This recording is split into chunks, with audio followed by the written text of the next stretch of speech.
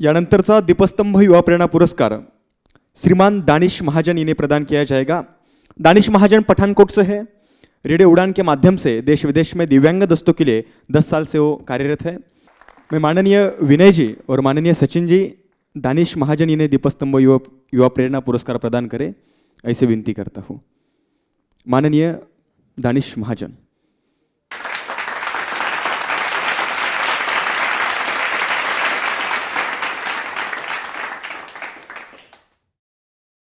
Honourable विनय sir, Sachin sir, Yuzvendra महाजन sir, Abhijit sir,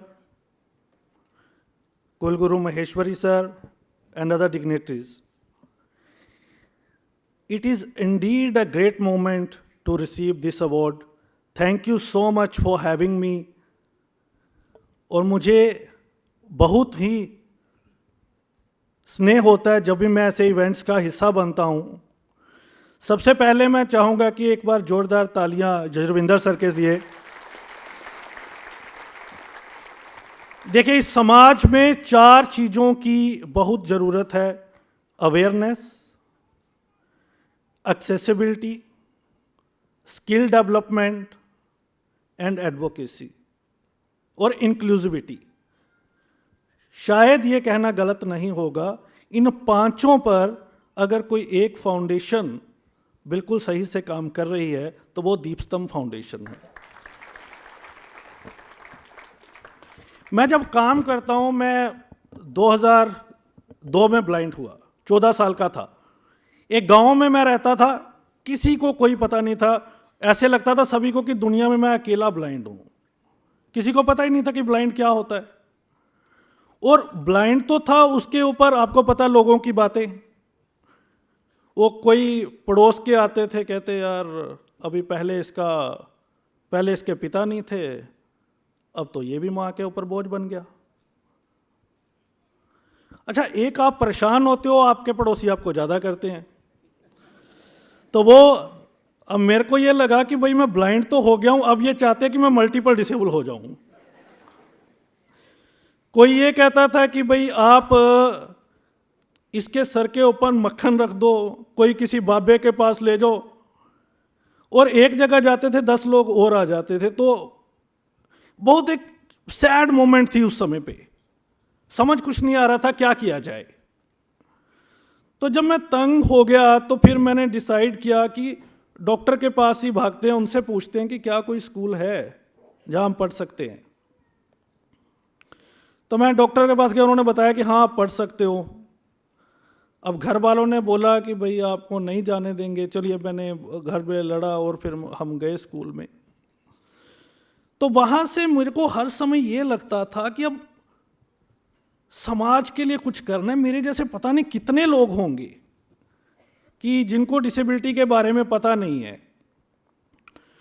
तो वहाँ मैंने सोचा कि फिर क्या किया जा सकता है और क्या क्या हमारे इश्यूज हैं। तो मैंने बच्चों से बात की, तो उन्होंने कहा कि एक तो तब तक हम कामयाब नहीं हो सकते जब तक हम टेक्नोलॉजी के साथ ना जुड़ेंगे। टेक्नोलॉजी आज के टाइम पे डिसेबल्ड सेक्टर के लिए बून है, एक वरदान है। दूसरा इशू ये था कि मीडिया हमें कवर नहीं करती थी कोई भी इशू, और कोई भी इशू होता था हमारी कोई रिपोर्टिंग नहीं होती थी। स्किल डेवलपमेंट में बहुत सारी ऑर्गेनाइजेशन काम कर रही थी, लेकिन कुछ लोग ऐसे थे कि जिनको पेरेंट्स उनको घर से बाहर नहीं भेजना चाहते थे सिक्योरिटी रीजंस के साथ, और वो लोग डिप्रेशन में जा रहे थे। फिर मैंने अपनी टीम के साथ मिलकर ये डिसाइड किया कि हमें कुछ ऐसा करना चाहिए जिसमें हम हर एक चीज़ को कवर कर सकें। तो इन लोगों को कैसे डिप्रेशन से बाहर लाना है, तो फिर हमारे दिमाग में ये ऑनलाइन रेडियो स्टेशन का आया। तो हमने लोगों से बात करनी शुरू की। हम एक टेक्नीशियन थे आईटी सेक्टर में, उनसे बात की कि भाई हम इंटरनेट रेडियो शुरू करना चाहते हैं। वो कहते कि इंटरनेट रेडियो के बारे में तो चलो मैं आपको बाद में बताऊंगा, पहले ये बताओ कि आप लोग खाना कैसे खाते हो। मैं कहा सर नाक से। अच्छा, अजीब, मतलब कई पढ़े डिसेबिलिटी को लेके बहुत अलग अलग, कोई ये पूछता है कि आप नहाते कैसे हो। और एक जगह तो एक मंत्री साहब आए थे, एक प्रोग्राम में हम लोगों ने ऑर्गेनाइज किया था, वो कहते मुझे बुलाने के लिए बहुत धन्यवाद, अब 1 महीने में मैं इस शहर में एक भी ब्लाइंड रहने नहीं दूंगा। बाद में उनके सेक्रेटरी ने कहा सर नहीं, ब्लाइंड की समस्या नहीं रहने दूंगा। तो इस तरह अवेयरनेस को लेके बहुत प्रॉब्लम थी। तो हमने ऑनलाइन रेडियो का सोचा, बहुत रिसर्च की, और हमारी पूरी टीम अपने पॉकेट से इस इवेंट को रन करते हैं। और मुझे बताते हुए खुशी है कि हज़ारों ऑर्गेनाइजेशंस के साथ हमारा टाई अप है, जिनके प्रोजेक्ट्स को हम आगे बढ़ाते हैं, और इंडिया बुक ऑफ रिकॉर्ड में हमारा नाम है। आज की डेट में 120 कंट्रीज में हमारे 50,000 लिसनर हैं। रेडियो पे अलग अलग तरह के हम प्रोग्राम करते हैं, जैसे डिसेबिलिटी न्यूज़ बुलेटिन है, तो ये पूरे वर्ल्ड में सिर्फ रेडियो उड़ान पर ही आता है, जहां हर सप्ताह आपको पता चलता है कि डिसेबिलिटी सेक्टर में क्या हो रहा है, कौन सा एक्ट आया है, या कौन सा स्कीम आई है, कहाँ कोई इंसिडेंट हुआ है, कौन सा नया कोर्स शुरू हुआ है। दूसरा है हमारा टेक्सिटी, जिसमें हम टेक्नोलॉजीज़ की ऐप बताते हैं कि कौन सी ऐप ब्लाइंड के लिए है, इसको कैसे यूज़ करना है टॉकबैक के लिए। इस तरह हमारा एक स्किल डेवलपमेंट का है, हम बुक्स करते हैं, नॉवेल्स को ट्रांसलेट करते हैं जिनको इंग्लिश की प्रॉब्लम है उनके लिए, ताकि वो वंचित ना रह सके। मेरा शो है जिसमें मैं एनजीओज और जो इस सेक्टर से जुड़े लोग हैं उनको बुलाता हूं और उनकी इंटरव्यू करता हूं, और थोड़े से टफ क्वेश्चन भी पूछता हूं, क्योंकि we also work as a pressure group. तो ये जरूरी है कि हम सवाल पूछे जो हमारे लिए काम हो रहा है, क्या वो सही तरह से हो भी रहा है या नहीं। तो इसीलिए मैं कह रहा हूं कि दीपस्तंभ फाउंडेशन एब्सोल्यूट ऑब्जर्वेशन के बाद मैं आपको कहना चाहता हूं कि जितना अच्छा ये काम कर रहे हैं, अगर इस तरह के हमें 100 लोग मिल जाएं तो डिसेबिलिटी समाज की एक बड़ी समस्या दूर हो जाएगी। हमारे कई प्रोजेक्ट्स चलते हैं, लेकिन वो हम बाद में बात करेंगे, क्योंकि मैं भी महाजन हूं, एक अपॉर्चुनिटी है तो उसको यूज कर लेता हूं। तो एक तो विनय सर, आपसे एक विनती है, देखिए कोई भी समाज तब तक प्रगति नहीं कर सकता जब तक उसकी रिप्रेजेंटेशन ना हो।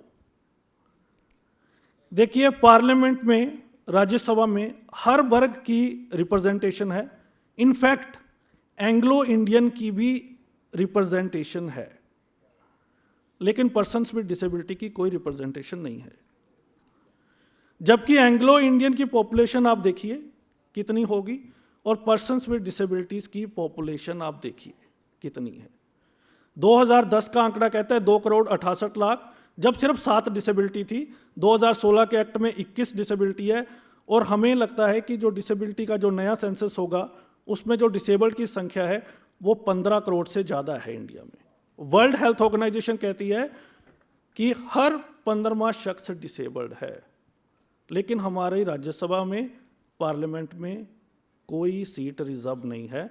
आपके माध्यम से मैं विनती करना चाहता हूं कि माननीय राष्ट्रपति जी 12 सीटें मनोनीत करते हैं, आर्ट के बेस पे, एंटरटेनमेंट के बेस पे, लिटरेचर के बेस पे। आप हमारी विनती उन तक पहुंचाए कि कम से कम 2 सीटें पर्सन्स विद डिसेबिलिटीज के लिए रिजर्व की जाए, क्योंकि जब तक रिप्रेजेंट, सब कुछ पार्लियामेंट से कानून बनना है, हर चीज वहां से होनी है, और जब तक हमारी रिप्रेजेंटेशन नहीं होगी हम उस तरह की अवेयरनेस नहीं कर पाएंगे, उस तरह से कम्युनिटी को एम्पावर नहीं कर पाएंगे।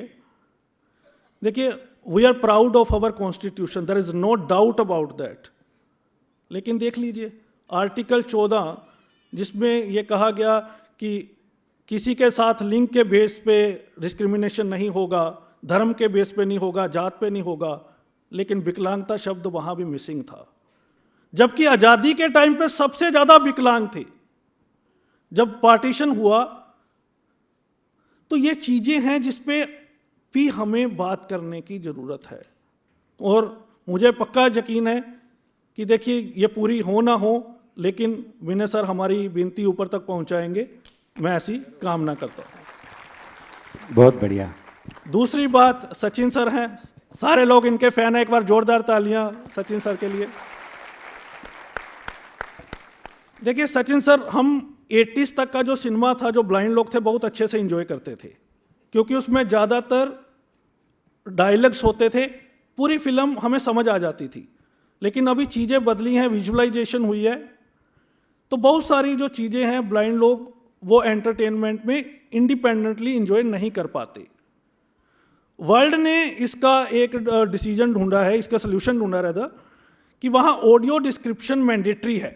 अगर आप नेटफ्लिक्स यूज़ करते हैं तो वहाँ ऑडियो डिस्क्रिप्शन का फंक्शन आता है, तो जो भी मूवी चलती है तो साथ साथ में उसकी ऑडियो डिस्क्रिप्शन आती है, जिसके कारण हम आप जैसे महान कलाकारों को सुनने से वंचित नहीं रहते अगर ये हो जाता है तो। नहीं तो आर्ट एंटरटेनमेंट ये एक बहुत बड़ी कमी को दूर करता है, तो उससे हम लोग वंचित हो जाते हैं, क्योंकि इससे कई लोग डिप्रेशन से बाहर आते हैं, एक एंटरटेनमेंट हो जाता है, और बॉलीवुड तो सबका दोस्त है ही है। तो अगर ये हो जाए तो जब हम मूवी बनाते हैं, और कुछ मूवीज़ आई भी हैं जैसे तारे ज़मीन पर, ब्लैक मूवी है, बहुत सारी मूवी भी आई हैं, लेकिन कंसिस्टेंसी नहीं है। और एक रिसर्च में कहा गया कि जब बिगिनिंग में हम कोई मूवी बनाते हैं और उसी टाइम ऑडियो डिस्क्रिप्शन करवा लेते हैं तो बहुत नॉमिनल उसके ऊपर खर्चा आता है, लेकिन जब बन जाती है फिर उसके बाद काफ़ी चैलेंजेस आते हैं राइट्स लेने के लिए, जो भी। तो मैं आपसे चाहूँगा कि आप एक्सेसिबल एंटरटेनमेंट का ये जो वर्ल्ड ओवर ट्रेंड है, भारत में भी मजबूती के साथ आगे बढ़ाएं और हमें भी अपना हिस्सा माने। तो ये दो चीज़ें मैं आप लोगों से चाहता हूँ, और पूरी उम्मीद है कि आप हमारे सेक्टर के लिए ये करेंगे। और लास्ट चीज़, मैं एक चीज़ जजुर्विंदर सर के बारे में बताना चाहता हूँ और NGOs के बारे में बताना चाहता हूँ। देखिए, मैं 1000 से ज़्यादा डिसेबल्ड लोगों की इंटरव्यू कर चुका हूँ, और ईमानदारी से आपको बता रहा हूँ, NGOs को लेके दुनिया में ट्रेंड बदल रहा है।